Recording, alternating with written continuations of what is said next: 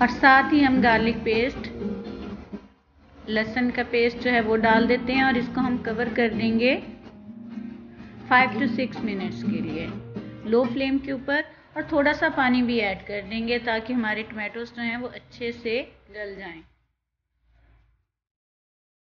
آنچ تھوڑی سی ہلکی کر دیتے ہیں۔ آفٹر 6 منٹس ہمارے ٹمیٹوز جو ہیں وہ بالکل نرم ہو گئے ہیں۔ اب اس کا چھلکا میں ریموو کر رہی ہوں آپ کے سامنے۔ اب ٹمیٹوز کو اچھی طرح ہم نے ان کے چکن کے اندر جو ہے وہ مکس کر لینا ہے اور اس کو چمچ کے ساتھ اچھے سے مکس کرتے جانا ہے۔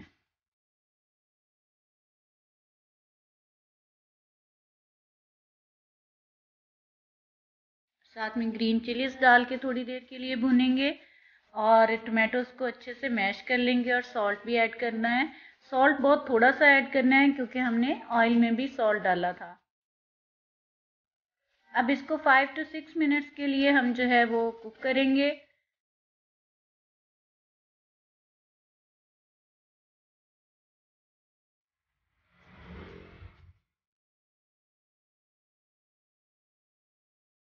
بہت مزے کی کڑھائی بنتی ہے، بہت آسان ہے، انگریڈینٹس بہت کم استعمال ہوتے ہیں، اس کے اندر بہت کم مسالہ استعمال ہوتا ہے۔ گرم مسالہ دیکھیں میں نے کوئی بھی نہیں ڈالا، صرف نمک اور بلیک پیپر جو ہے وہ اس کے اندر جاتی ہے، اور گرین چلیز اور ٹمیٹوز۔ آپ دیکھ سکتے ہیں ہماری کڑھائی جو ہے وہ آلموسٹ ریڈی ہونے کے آس پاس ہے۔ اب اس کے اندر ہم ایڈ کر دیں گے black paper. Black paper add کرنے کے بعد اس کو تھوڑی دیر مکس کریں گے اور ہماری کڑھائی جو ہے وہ ریڈی ہے۔ بہت مزے کی، بہت ہی ٹیسٹی اور ڈیفرنٹ سی ریسپی ہے۔ پشاور کی یہ بڑی ہی مشہور چرسی کڑھائی ہے، بنائیں، انجوائے کریں، نان کے ساتھ پیش کریں، روٹی کے ساتھ پیش کریں، جیسے بھی آپ اس کو سرو کریں، بہت مزے کی لگتی ہے۔ آپ اس کو بنا سکتے ہیں۔ اب اس کے اینڈ میں تھوڑا سا اس کے اوپر ادرک اور ہری مرچیں اور ہم اس کے اندر ایڈ کر دیں گے ٹیسٹ کے لیے۔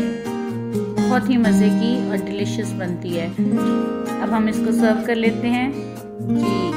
تو اس کو میں نے سرو کیا ہے نان کے ساتھ، آپ اس کو نان کے ساتھ، روٹی کے ساتھ سرو کر سکتے ہیں۔ آج کی ریسپی آپ کو پسند آئی ہو تو پلیز لائک کیجئے، شیئر کیجئے اور سبسکرائب کیجئے۔ اپنا بہت سارا خیال رکھیے گا، مجھے اپنی دعاؤں میں یاد رکھیے۔